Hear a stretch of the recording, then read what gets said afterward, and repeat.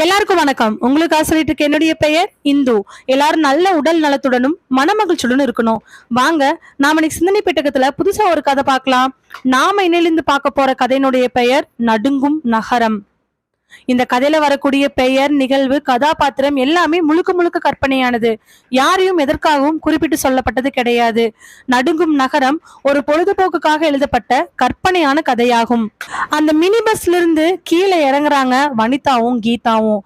வனிதாவோட கையில ஒரு பையி, கூட ஒரு தோல் பையி.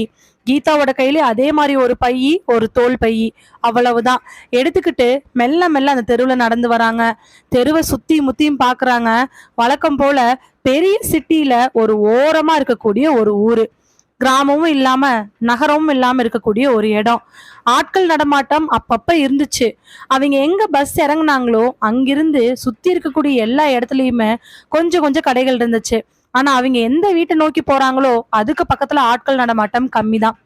அவங்க மெல்ல நடந்து போய் யாரோ ஒருத்தங்க சொன்ன அட்ரஸ் பிரகாரம் அவங்க தங்க போற வீட்டுக்கு ஆப்போசிட்ல இருக்கக்கூடிய அந்த கடைக்கு முன்னாடி போய் நிக்கிறாங்க. கீழே குமிஞ்சு வெள்ளை கலர் சட்டையை ரொம்ப நீட்டா அயன் பண்ணிட்டு இருக்கக்கூடிய சண்முகம் அவர் பாட்டுக்கு அவர் வேலையை பார்த்துட்டு இருக்க, சண்முகத்துக்கு முன்னாடி போய் நிக்கிற ரெண்டு பேருமே ஏங்க ஏங்க அப்படின்னு கூப்பிட, அயன் பண்ணிட்டு இருக்கக்கூடிய சண்முகம் 2 நிமிஷத்துக்கு அப்புறமா தலையை நிமிந்து பாக்குறாரு. பார்த்தவரு எதுவுமே பேசாம அவங்க 2 பேத்தையே பார்த்துட்டு இருக்க, 2 பேரும் மாறி மாறி பார்த்துக்கிட்டு மறுபடியும் சண்முகத்தை பார்த்து வனிதா பேச ஆரம்பிக்கிறாங்க. வணக்கங்க. அதுக்கு சண்முகம் எதுவுமே சொல்லாம மறுபடியும் அவங்க 2 பேத்தையும் பார்க்க, 2 பேரும் மறுபடியும் இன்னொருக்கா பார்த்துக்கிட்டு, வனிதா, என்னோட பேரு வனிதாங்க, இது என் பொண்ணு கீதா, இப்பதான் 10ஆம் வகுப்பு முடிச்சிருக்கிறா. நான் இங்க பக்கத்துல இருக்கக்கூடிய கவர்மெண்ட் ஸ்கூல்ல சத்துணவு ஆயாவா வந்திருக்கிறேன். டிரான்ஸ்பர் கிடைச்சிச்சுங்க. அதனால சொந்த ஊர்ல இருந்து இங்க வந்திருக்கிறேங்க. இங்க ஒரு வீடு இருக்கிறதாவும் அந்த வீட்டுல தங்கிக்கலாம்னு சொல்லிட்டு அந்த ஸ்கூலோட ஹெச்எம் ஏற்கனவே பேசி வச்சிருந்தாங்க. அவர்கிட்ட அட்ரஸ் கேட்டதுக்கு இந்த இடத்துல இறங்கி இங்க ஒரு அயன் பண்ற கடை இருக்கு, அவரு வேறு சண்முகம் அப்படின்னு சொல்லும் பொழுதே அந்த கடையினுடைய பேரை பார்க்க சண்முகம் அயனிங் கடைன்னு ஒரு மெரூன் கலர் பலகையில சாக் பீஸ்ல எழுதி இருக்குது. அதை பார்த்துட்டு சண்முகம்னு சொன்னாங்க. அது நீங்க தானுங்க. எதுவுமே பேசாம சண்முகம் பார்க்க, மறுபடியும் ஒன்றும் புரியாத வனிதா கீதாவை பார்த்துட்டு, இங்க நானும் என் பிள்ளை தங்க வந்த வீடு உங்க கடைக்கு நேர் எதிர்க்குன்னு சொன்னாங்க, அது அந்த வீடு தானுங்க அப்படின்னு கை காமிக்கும் பொழுது ஒரு சின்ன காம்பவுண்டுக்குள்ள ஒரு சின்ன வீடு ஒண்ணு தெரியுது. பாக்குறதுக்கு சின்ன வீடா இருந்தாலும் எல்லா வசதியும் இருக்கிற மாதிரி இருக்கு. அதை பார்த்துட்டு திரும்பினவங்க சண்முகத்தோட பதில் எதிர்பார்க்க, சண்முகம் கரெக்டா 1/2 நிமிஷம் கழிச்சு ஆமா அப்படின்னு தலையாட்டுறாரு. வீட்டு சாவி உங்ககிட்ட இருக்குன்னு எச்சம்மையா சொன்னாரு, அதனால தாங்க வீட்டு சாவிய கொடுக்குறீங்களா அப்படின்னு கேட்ட உடனே கீழே குமிஞ்சு ஒரு சாவி கொத்தை எடுத்து அவங்க கையில கொடுக்குறாங்க. வீட்டு வாடகை இதெல்லாம் எச்சம்மையா ஓனர்கிட்ட பேசிட்டேன்னு சொன்னாங்க, நீங்க ஏதோ ஓனருக்கு சொந்தக்காரங்களா, உங்ககிட்ட அந்த வார்த்தையை மட்டும் சொல்ல சொன்னாங்க அப்படின்னு சொன்ன உடனே சண்முகம் எதுவுமே பேசாம தலையை கீழே குமிஞ்சு அயன் பண்ண ஆரம்பிக்கிறாரு. எதுவுமே புரியாம 2 பேரும் மெல்ல மெல்ல நகர்ந்து வராங்க. 10ஆம் வகுப்பு முடிச்சுட்டு 11ஆம் வகுப்பு போகக்கூடிய கீதா அதே பக்கத்துல இருக்கக்கூடிய ஒரு ஸ்கூல்ல சேர்ந்துக்கலான்னு சொல்லிட்டு அம்மாவோட டிரான்ஸ்ஃபர் கிடைக்குமே வந்துட்டாங்க. சின்ன வயசுல கீதாவோட அப்பா இறந்து போக ஒரே ஒரு பொண்ணான கீதாவை வனிதா கஷ்டப்பட்டு வளர்த்திட்டு இருந்தாங்க. திருநெல்வேலியில இருக்கக்கூடிய ஒரு ஸ்கூல்ல, கவர்மெண்ட் ஸ்கூலுடைய அந்த சத்துணவு கொடுத்த ஆயாவா சமையல் பண்ணி போட்டுட்டு இருந்தவங்க இப்போ டிரான்ஸ்ஃபர் வாங்கி இங்க வந்திருக்கிறாங்க. எங்கேயாவது ஒரு பக்கம் டிரான்ஸ்ஃபர் கிடைச்சா சரின்னு சொல்லிட்டு சொந்த ஊர்ல சொந்த வீட்டை விட்டுட்டு இந்த பக்கம் டிரான்ஸ்ஃபர் வாங்கி வந்திருக்காங்க. காரணம் அதுக்கு கீதாவோட மாமா, அதாவது வனிதாவோட தம்பி. வனிதாவுக்கும் அவங்களோட தம்பிக்கும் 15 வயசு வித்தியாசம். சின்ன வயசுல எப்பவும் போல அக்கா தம்பி 2 பேரும் ரொம்ப பாசமா தான் இருந்தாங்க. வனிதாவுக்கு கல்யாணம் ஆகி கீதா பிறந்ததுக்கு அப்புறமா சின்ன வயசுல பாக்குறவங்க எல்லாம் டே பிரபா உனக்கு தாண்டா கீதா, டே பிரபா உனக்கு தாண்டா கீதான்னு சொல்ல, அதை அப்ப சாதாரணமா எடுத்துக்கிட்டவங்க இப்போ ரொம்ப சீரியஸா எடுத்துக்கிட்டாங்க. இதனால பிரபாகரன் அவனோட அம்மா இறந்து போனதுக்கு அப்புறம் அக்கா வீட்டிலேயே குடியிருக்க, அக்காவோட பொண்ணை கல்யாணம் பண்ணிக்கிறேன்னு சொல்லி டார்ச்சர் பண்ண, அவ இந்த பிரச்சனையெல்லாம் தாங்கிக்க முடியாம இங்க டிரான்ஸ்ஃபர் வாங்கிட்டு வந்துட்டான். இப்படி வந்துட்டு அவ தம்பி தொல்லை இருக்காதுன்னு நினைச்சுக்கிட்டு எங்க போற என்ன போறன்னு எதுவுமே சொல்லாம பொண்ணை கூட்டிட்டு இப்ப சேலத்துக்கு பக்கத்துல இருக்கக்கூடிய ஒரு சின்ன கிராமத்துக்கு பக்கத்துல அந்த ஸ்கூல்ல டிரான்ஸ்ஃபர் வாங்கிட்டு வந்துட்டாங்க. கிராமம்னு சொல்ல முடியாது, அவ்வளோ பெரிய சிட்டியில இருக்கக்கூடிய ஒரு ஓரமான ஊருன்னு சொல்லலாம். பிரபாகரனுக்கு அவங்க இங்கதான் வந்திருக்கிறாங்களா அப்படிங்கறத கண்டுபிடிக்கிறதுக்கே கொஞ்ச நாள் ஆகும். அதுக்குள்ள எப்படியாவது தான் மனசை தயார்படுத்திக்கலாம் அப்படின்னு நினைச்சு வந்தாங்களா என்னன்னு தெரியல. பின்னாடி வரப்போற பிரச்சனை இப்போ அவங்களுக்கு தெரியாம போயிடுச்சு. 2 பேரும் மெல்ல மெல்ல நடந்து போய் அந்த வீட்டுக்கு முன்னாடி நிக்கிறாங்க. கீதாவோட கண்கள்ல அப்படி ஒரு ஆச்சரியம். சின்ன வயசுல இருந்து ஒரு சின்ன வீடு, அந்த வீடு ஆலோ பிளாக் கல்லால கட்டி மேல ஏதாவது ஒரு ஹாஸ்பிட்டாஸ் கூரை இல்ல ஒரு ஓலை அந்த மாதிரி போட்டுதான் வாழ்ந்து பழக்கம். ஆனா இப்ப போயிருக்கிற வீடு சுத்தி காம்பவுண்டுக்குள்ள ஒரு காரு, 2 பைக்கு, 2 சைக்கிள் நிறுத்தலாம். வாசல்ல எல்லாம் டைல்ஸ். உள்ளுக்குள்ள போனோம் அப்படின்னா ஒரு சித்தோட்டு. அங்கிருந்து உள்ள போனோம்னா ஒரு ஹாலு. அந்த ஹாலுக்கு ரைட் சைடு கிச்சனு, பக்கத்துல ஒரு பெட்ரூமு, அது அட்டாச்சு பாத்ரூமு. இந்த மாதிரி இருக்கக்கூடிய வசதிகள்ல பார்த்துட்டு அவளுக்கு கண்ணெல்லாம் பயங்கர ஆச்சரியமா இருந்துச்சு. இதுல இன்னொரு விஷயம் என்ன அப்படின்னா, மேல மொட்டை மாடி எம்டியா இருந்துச்சு. வீட்டுக்கு பின்னாடி இருக்கக்கூடிய கதவை திறந்தோம்னா செடி, ஒரு தொட்டி, அதே கூட சேர்ந்து மரம்னு சொல்லிட்டு நிறைய இருக்கவே இதை பார்த்த உடனே கீதாவுக்கு ஒரே சந்தோஷம். இதை விட வேற என்ன வேணும்? அங்க சொந்த ஊர்ல இருந்த வீடு இல்லை, அங்க இருந்த மாதிரி நிலைமை இல்லை, குறிப்பா மாமாவோட தொல்லை இல்லைன்னு சொல்லிட்டு அவங்க 2 பேரும் அமைதியா இருக்கிறாங்க. நைட்டு தேடி கண்டுபிடிச்சு கடையில போய் வேணுங்கிறதெல்லாம் வாங்கிட்டு நைட்டு சாப்பாடும் வாங்கிட்டு வந்து அன்னைக்கு நல்லா சாப்பிட்டுட்டு 2 பேரும் நைட்டு தூங்குறாங்க. நாளைக்கு காலையில வனிதா டியூட்டில ஜாயின் பண்ணணும்.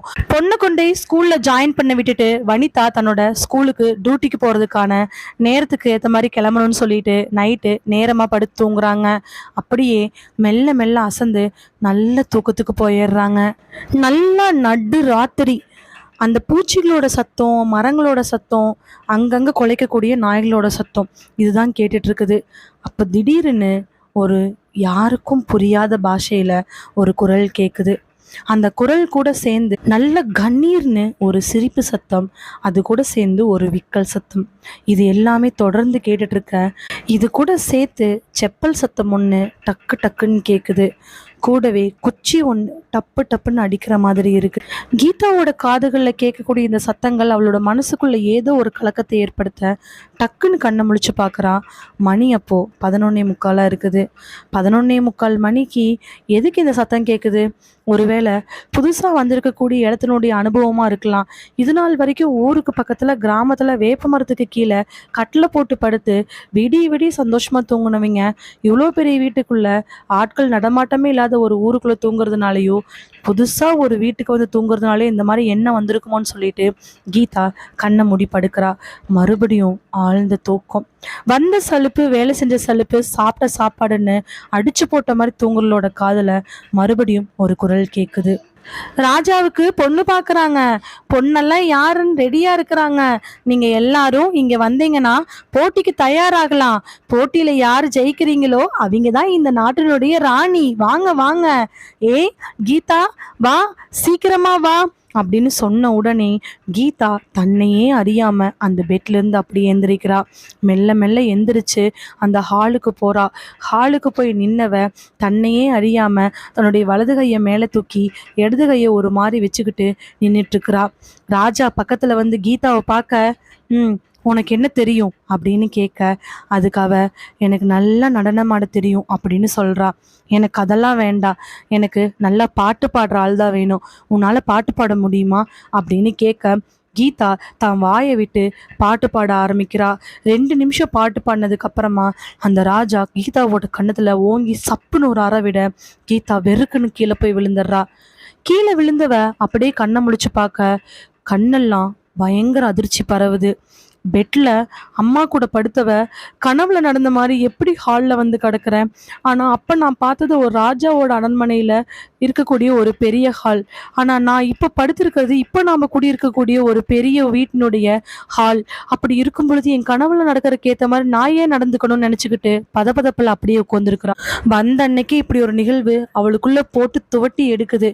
அவளுக்கு நைட்டில் எந்திரிக்கிற பழக்கம், நடக்கிற பழக்கம், பேசுகிற பழக்கம் எதுவுமே கிடையாது. ஒருவேளை கனவு நம்மளை அந்த மாதிரி ஆட்கொண்டிருக்குமோ என்னமோ நினச்சிக்கிட்டு மெல்ல எந்திரிச்சு தண்ணி எடுக்கலான்னு சொல்லிட்டு கிச்சனுக்குள்ளே போகிறா.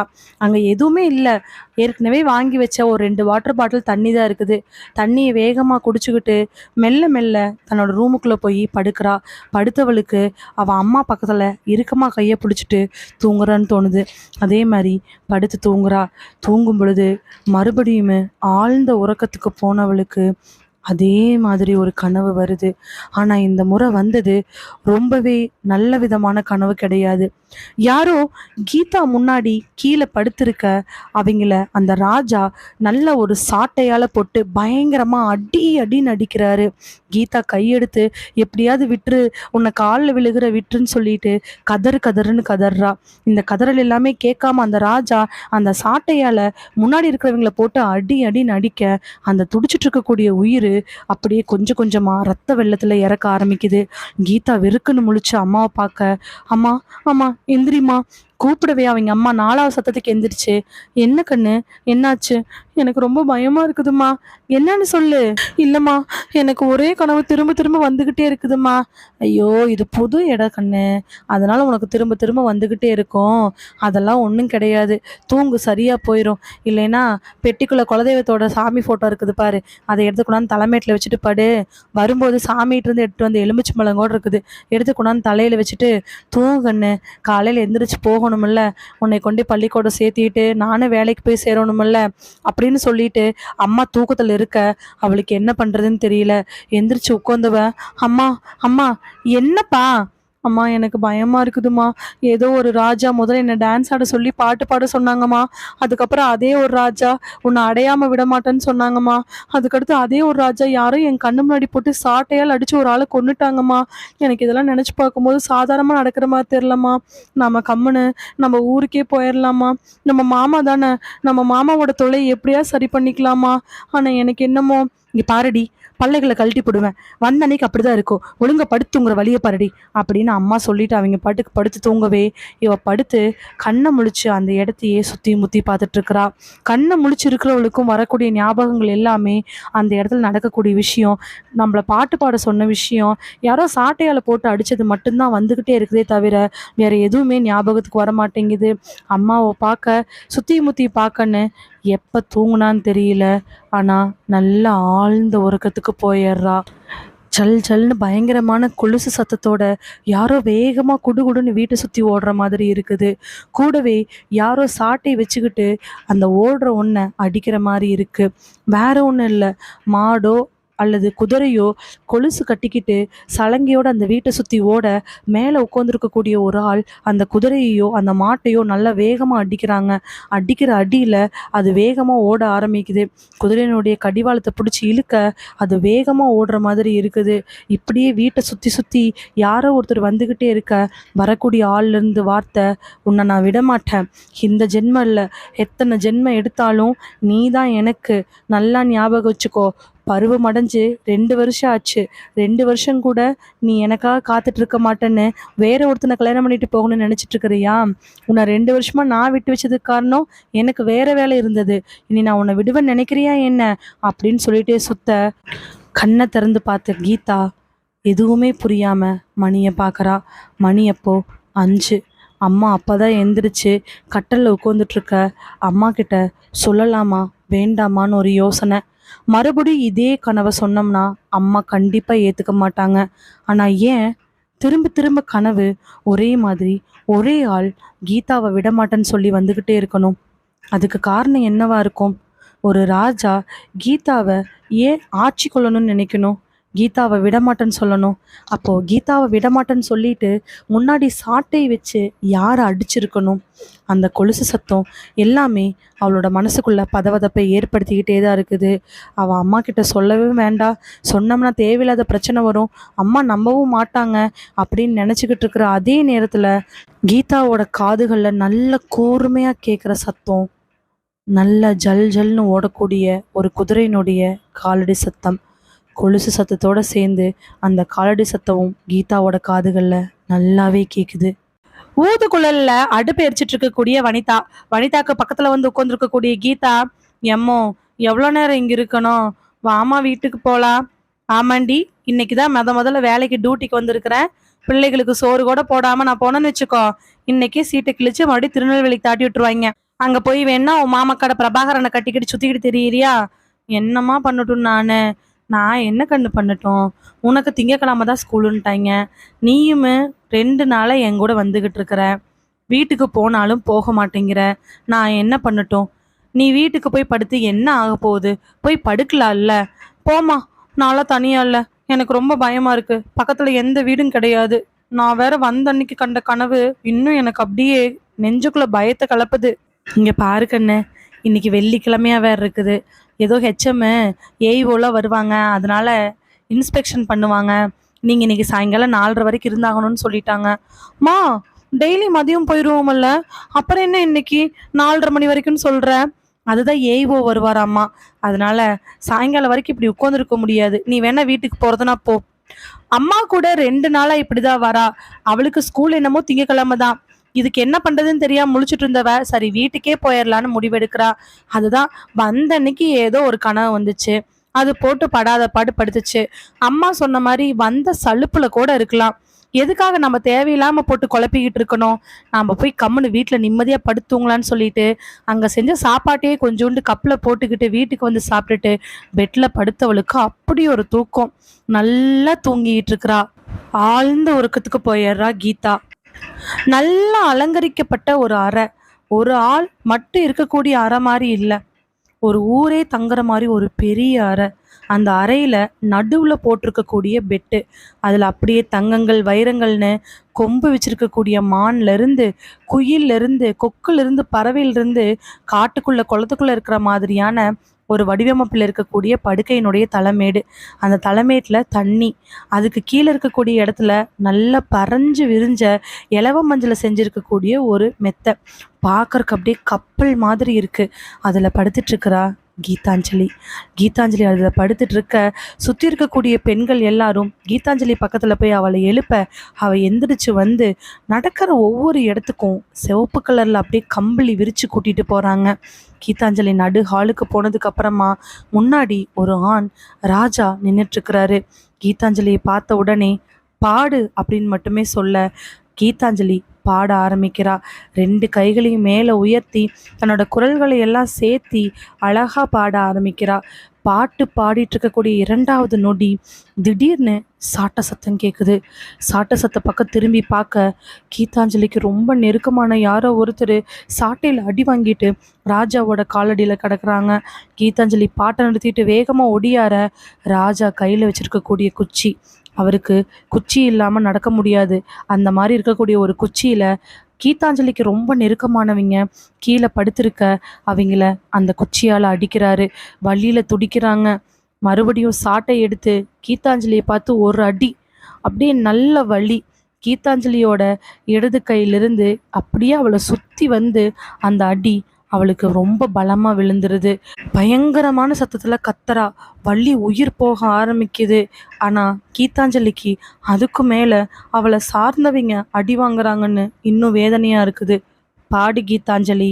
அந்த ராஜாவோட கம்பீர குரலை கேட்ட உடனே மறுப்பு தெரிவிக்க முடியாம அவ மறுபடியும் பாட ஆரம்பிக்கிறா. பாடல்கள் வரிகள் ஒலிக்க ஒலிக்கவே ஒவ்வொரு வாட்டியும் அந்த பாட்டை நிறுத்தும் பொழுதும் அவளுக்கும் அவளை சார்ந்தவங்களுக்கும் அடி விழுந்துக்கிட்டே இருக்குது. என்ன பண்ணுறதுன்னு தெரியாமல் மூச்சு கூட விட முடியாமல் கீதா பாட்டை பாடிக்கிட்டே இருக்கிறா. பாடு கீதாஞ்சலி, பாடு கீதாஞ்சலின்னு சொல்ல சொல்ல அவள் அந்த ஹால் முழுக்க நடந்து நடந்து பாட்டை பாடிக்கிட்டே இருக்க அவள் மூச்சு விடுற நேரமெல்லாம் அடிகள் விழுந்துக்கிட்டே இருக்க உச்ச கட்டமாக ஒரு 1/2 மணி நேரத்துக்கு அப்புறம் அவள் மயக்கம் போட்டு கீழே விழுந்துடுறா. மயக்கம் போட்டு கீழே விழுந்தவளை தர தர தரன்னு இழுத்துட்டு போய் ஒரு ரூம்குள்ளே டப்புன்னு அடித்து சாத்தி படுக்க வச்சிடுறாங்க. கீதாஞ்சலியோட நிலைமை இப்போது என்ன ஆச்சுன்னே தெரியாமல் இருக்க ராஜா எதையுமே கண்டுக்காம அவருக்கு பக்கத்தில் இருக்கக்கூடிய அறைக்கு இதே மாதிரி குச்சியோட வேகமாக நடந்து போயிடுறாரு. பணிப்பெண்களும் ராஜாவுக்கு பின்னாடியே நடந்து போகிறாங்க. டக்குன்னு முழிக்கிற கீதாவோட மனசுக்குள்ள இப்போ இன்னும் இதய துடிப்பு அதிகமாக இருக்குது. முழிச்சு பார்த்தவளுக்கு அப்படி ஒரு ஆச்சரியம். அவளை சுற்றி இருக்கக்கூடிய இடங்கள் எல்லாமே அவளுக்கு இன்னும் பயத்தை ஏற்படுத்துது. ஏன்னா கீதா இப்போ இருக்கிறது அவங்க வீட்டுக்கு பின்னாடி இருக்கக்கூடிய கொல்லை பக்கத்தை ஒட்டி வீட்டுக்குள்ளே இருக்கக்கூடிய ஒரு சின்ன ஸ்டோர் ரூமான ஒரு ஏரியா. அந்த ஏரியாவில் எந்திரிச்சு உட்காந்து பார்த்தவ லைட்டு கூட போடாமல் அங்கங்கே ஒற்றை இருக்கக்கூடிய அந்த சின்ன ஸ்டோர் ரூமை பார்த்து பதச்சு போயிடுறா. எப்படி நான் இங்கே வந்தேன்? நான் இங்கே வர்றதுக்கு வாய்ப்பே இல்லை. பெட்டில் தானே படுத்திருந்தேன். அப்போ நான் கண்ட கனவு அப்படின்னு சொல்லிட்டு திடீர்னு ஏதோ மாதிரி கையில் இருக்கேன்னு பார்க்க கையில் 2 இடங்கள்ல நல்ல தட்டிமனான காயங்கள் தெரியுது. நல்லா சாட்டையால் அடிச்சாங்கன்னா எப்படி இருக்குமோ அந்த மாதிரி புண்ணாகி கிடக்குது அவளுக்கு. அவ்வளவுதான். இதை பார்த்தவ வாள்னு கத்திக்கிட்டு வேகமா எந்திரிச்சு ஓடலான்னு சொல்லிட்டு ஓடுறா. அந்த ரூம்ல இருந்து வெளியில வந்தவ அப்படியே வந்து பாத்ரூமை தாண்டி எகிரி குதிச்சு அந்த வீட்டு ஹாலுக்கு வந்து கதவை வேக வேகமா திறக்கிறா. ஆனா அவனால கதவை திறக்கவே முடியல. என்ன பண்றதுன்னு தெரியாம அவ சுத்தி முத்தி வீட்டை பார்க்க வீட்டுக்குள்ள அவளுக்கு ஏதோ ஒரு சத்தம் கேக்குது. ஆமா, காலடி சத்தம். காலடி சத்தத்தோட ஒரு சிரிப்பு சத்தம், கூடவே சலுப்புன்னு ஒரு சாட்டையோட சத்தம்.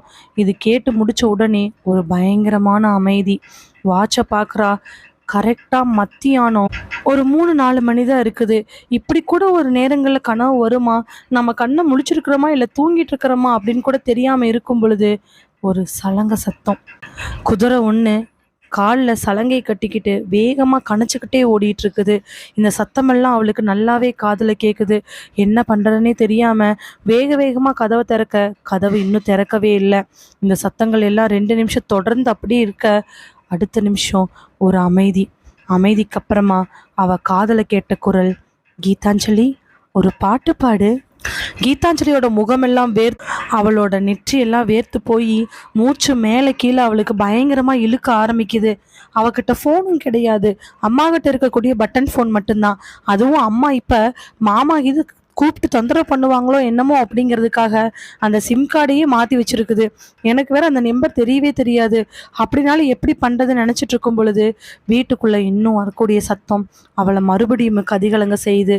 கீதாஞ்சலி ஒரு பாட்டு பாடு அப்படின்னு சொல்லி எதுவுமே பாடாமல் இருக்கும் பொழுது சாட்ட சத்தம் காதுக்கு நல்லாவே கேட்குது. இவ வேக வேகமாக போய் எல்லா தைரியத்தையும் ஒன்று சேர்த்தி கதவை திறந்து பார்க்க ஆப்போசிட்டில் சண்முகம் துணி தேய்க்கிற கடையில் தேய்ச்சிக்கிட்டு இருக்கிறாரு. இவ அதை பார்த்துட்டு வீட்டில இருந்து ஒரே ஓட்டமாக ஓடி போய் சண்முகத்தோட கடைக்கு முன்னாடி நிற்கிறா. சண்முக கடைக்கு முன்னாடி நின்னவளுக்கு மூச்சு பலமாக வாங்கிட்டு இருக்குது. நாக்கெல்லாம் வறண்டு போய் அவளுக்கு இருக்கக்கூடிய படபடப்பை சொல்கிறதுக்கு அவனால் முடியவே இல்லை. ஆனால் சண்முகம் அதை எதையுமே கண்டுக்காம கீழே குமிஞ்சு துணி அயன் பண்ணிட்டு இருக்கிறாரு. ஐயா ஐயா ஆபத்துங்க ஐயா, என்னை எப்படியாவது காப்பாத்துங்க ஐயா அப்படின்னு அவள் படவரப்பா சொல்ல அதை கவனிக்காத சண்முகம் துணியை தேய்ச்சிக்கிட்டே இருக்காரு. எங்கள் அம்மாவுக்காவது ஃபோன் பண்ணுங்க ஐயா, உங்களை கெஞ்சி கேட்குறேங்க ஐயா, உங்களுக்கு கெஞ்சி கேட்குறேன், எப்படியாவது எங்கள் அம்மாவுக்கு நீங்கள் ஃபோன் பண்ணுங்க ஐயா. எங்கள் அம்மா நம்பர் உங்ககிட்ட இருக்காதா ஐயா? வீட்டுக்கு வாங்க ஐயா, எங்கள் வீட்டில் யாரோ இருக்காங்க, எனக்கு பயமாக இருக்குது, வந்து காப்பாற்றுங்க ஐயா. ஐயா நான் பேசுறது உங்களுக்கு காதில் கேட்குதாங்க ஐயா? அவள் பாட்டுக்கு அதை பற்றி கேட்டுக்கிட்டே இருக்கா, சொல்லிக்கிட்டே இருக்கா. சண்முகம் அதுக்கு எதுவுமே கண்டுக்கல. சுற்றி முற்றி எங்கே பார்த்தாலுமே உதவி செய்யறதுக்கு யாருமே வரல. வீட்டை போட்ட பாட்டுக்கு அப்படியே விட்டுட்டு வேக வேகமாக அவன் அம்மாவோட ஸ்கூலை நோக்கி போக ஆரம்பிக்கிறா. ஒரு 15-20 நிமிஷத்துக்கு அப்புறமா நடையும் ஓட்டமா போனவன் ஆப்போசிட்ல அவங்க அம்மாவை பார்த்து அப்படியே நின்னுடுறா. இவ வேகமா அங்க அப்படி வரத பார்த்து என்ன ஏதுன்னு புரியாம வேகமா வந்த வனிதா கீதாவை பார்த்து, ஏ கீதா கீதா என்னாச்சு என்னாச்சு கண்ணு, ஏன் இப்படி ஓடியாடுற? ரோட்ல ஆப்போசிட்ல வனிதாவை பார்த்த கீதா எதுவுமே பேசாம அப்படியே நின்னுடுறா. நின்னவளோட மூஞ்சி ஒரு செகண்ட் கூட கண்ணு இமைக்காம அவங்க அம்மாவை பார்த்துட்டு இருக்குது. கண்ணு கண்ணு என்னாச்சு கண்ணு? கையில் வச்சிருக்கக்கூடிய கூடையை கீழே வச்சுட்டு அதுலேருந்து ஒரு துண்டு எடுத்து பொண்ணோட மூஞ்சியை தொடச்சி விட்டுட்டு, என்னாச்சு கண்ணு என்னாச்சு, ஏன் இப்படி வந்திருக்க, என்னாச்சுன்னு சொல்லு, ஏதாவது ஆச்சா, யாராவது ஏதாவது பண்ணிட்டாங்களா? கை கால் பின்னாடி முன்னாடி எல்லாத்தையும் செக் பண்ணி பார்க்க ஒன்றுமே இல்லை, எல்லாமே கரெக்டாக இருக்குது. அடி என்னாச்சுன்னு சொல்லடி அப்படின்னு சொன்ன உடனே தான் அவள் சுயநினைவுக்கு வரா. சுயநினைவுக்கு வந்தவ அம்மாவை பார்த்து, அம்மா அம்மா என்னாச்சுப்பா? இல்லைம்மா நீ வரதுக்கு லேட் ஆயிடுச்சு, அதனால தான் நான் வந்தேன். அதுக்கேண்டி இப்படி வந்து நின்று இருக்கிற பம்மை பிடிச்ச மாதிரி? தெரிலம்மா, நான் உன்னை பார்க்க தான் ஸ்கூலுக்கு வந்துட்டேன், எனக்கு ஒன்றுமே தெரியல, ஏம்மா இப்படி கேட்குற, நான் நல்லதாம்மா இருக்கேன் அப்படின்னு சொன்னவளை பார்த்து அவங்க அம்மாவுக்கு ஆச்சரியமா இருந்துச்சு. 2 நிமிஷமா எதுவுமே பேசாம நின்னவ இப்போ அம்மாவை பார்த்து ரொம்ப எதிர்ச்சியா பேசுறா. சரி என்னன்னு சொல்லு. லேட் ஆயிடுச்சுமா, தூங்குனேன், எந்திரிச்சேன், உன்னை பார்க்கறக்காக தான் வந்தேன், எதுவுமே இல்லை அப்படின்னு சொன்னவளை அப்படியே நடையா வீட்டுக்கு கூட்டிட்டு போறாங்க. இவ்வளோ நேரம் வெறுக்குன்னு ஒடியாந்தவ அம்மா கிட்ட ஏன் எதுவுமே சொல்லல? ஒருவேளை அவளுக்கு எல்லாமே மறந்து போயிருந்திருக்குமோ? திடீர்னு அவ அம்மா செக் பண்ணி பார்க்கும் பொழுது அவ உடம்புல எதுவுமே இல்லை. ஏன் அந்த சாட்டையால் அடிச்ச தழும்பு கூட இல்லை. கீதா ஒருவேளை அதெல்லாம் மறந்துட்டாளா, இல்லை அம்மாட்ட சொல்ல வேணாம்னு நினைக்கிறாளா? ஆனா கீதாவுக்கு எல்லாமே மறந்து போச்சுன்னு தான் நினைக்கிறேன். அதனாலதான் அவளோட பரபரப்பு எல்லாமே குறைஞ்சு எப்பவும் போல நார்மலா பேசுறா. அப்போ கீதாவோட வாழ்க்கையில என்னதான் நடக்குது? அம்மாவும் கீதாவும் வீட்டுக்கு போறாங்க. அன்னைக்கு நைட்டு அதே மாதிரி 2 பேரும் சமைச்சு சாப்பிட்டுட்டு பெட்ரூம்ல படுத்திருக்கிறாங்க. நல்லா ஆழ்ந்த உறக்கம்தான். காலையிலேருந்து சாயங்காலம் வரைக்கும் வேலை செஞ்சுட்டு இருந்தாங்க இல்லையா? அதனால ரொம்ப ஆழ்ந்த உறக்கத்து போன 2 பேரும் நல்லா தூங்கிட்டு இருக்கிறாங்க.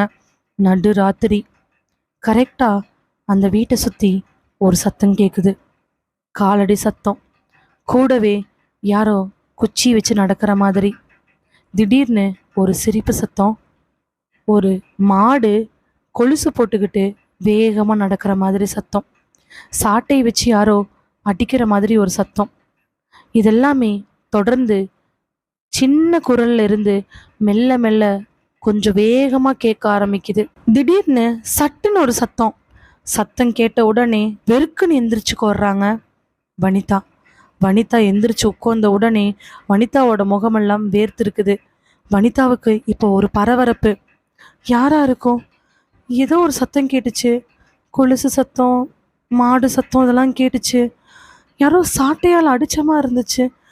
என்னவா இருக்கும் அப்படின்னு நினைச்சிட்டு இருக்கும் பொழுதே மறுபடியும் வனிதாவுக்கு சட்டுன்னு ஒரு சாட்ட சத்தம் கேட்ட உடனே வனிதாவோட உடம்புல அப்படி ஒரு வலி. யாரோ சாட்டையால டப்புன்னு அடிச்ச மாதிரி இருக்கு. அவ்வளோதான். நிலக்குழிஞ்சு போன வனிதா அப்படியே உட்காந்துருக்குறாங்க. பொண்ணுக்கிட்ட சொன்னா பொண்ணு பயந்துக்கோல என்ன நினைச்சாங்கன்னு தெரியல.